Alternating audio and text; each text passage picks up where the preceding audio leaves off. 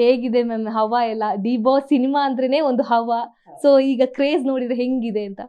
ತುಂಬ ಚೆನ್ನಾಗಿದೆ.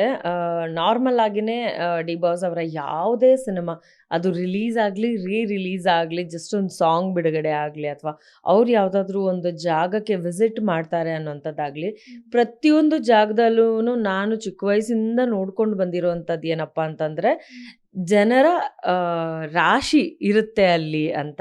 ಸೊ ಅವರ ಅಭಿಮಾನಿಗಳು ಅವರ ಒಂದು ಪ್ರೀತಿನ ಗಳಿಸ್ಕೊಂಡಿರೋ ಅಷ್ಟು ಜನ ಏನಿದ್ದಾರೆ ಎಲ್ಲರೂ ಅವರಿದ್ದಾರೆ, ಅವ್ರ ಪ್ರೆಸೆನ್ಸ್ ಇದೆ ಅನ್ನೋಂಥ ಜಾಗಕ್ಕೆ ಬರ್ತಾರೆ, ಫುಲ್ ಅಬ್ಬರ ಮಾಡಿ ಹೋಗ್ತಾರೆ.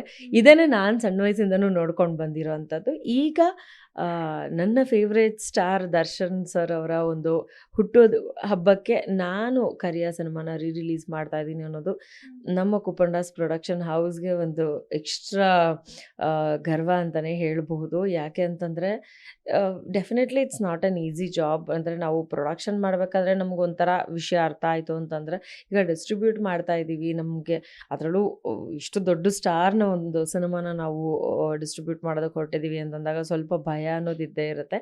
ಆ್ಯಂಡ್ ಪ್ರೀತಿಯಿಂದ ಮಾಡ್ತಾ ಇರೋದ್ರಿಂದ ಹೆಕ್ಟಿಕ್ ಅಂತ ನನಗೆ ಅನಿಸ್ತಾ ಇಲ್ಲ ಇವಾಗ.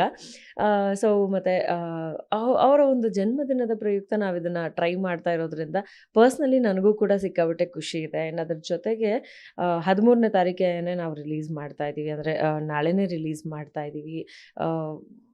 ಯೂಶಲಿ ಫ್ರೈಡೇಸ್ ಪ್ರತಿ ಹೊಸ ಸಿನಿಮಾ ಬರುತ್ತೆ. ಸೊ ಆ ಹೊಸ ಸಿನಿಮಾದ ಮಧ್ಯದಲ್ಲಿ ನಮ್ಮ ಬಾಸ್ ಸಿನಿಮಾ ಬರಲಿ ಅಂತ ಹೇಳಿ ನಾವು ಫ್ರೈಡೇನೇ ರಿಲೀಸ್ ಮಾಡ್ತಾ ಇದ್ದೀವಿ. ಆ್ಯಂಡ್ ಇಡೀ ತಿಂಗಳು ನಮ್ಗೆ ಹಬ್ಬ ಅಂತಲೇ ಹೇಳ್ಬೋದು. We are definitely celebrating being D boss ಅವರ ಫ್ಯಾನ್ಸ್ ಆಗಿ.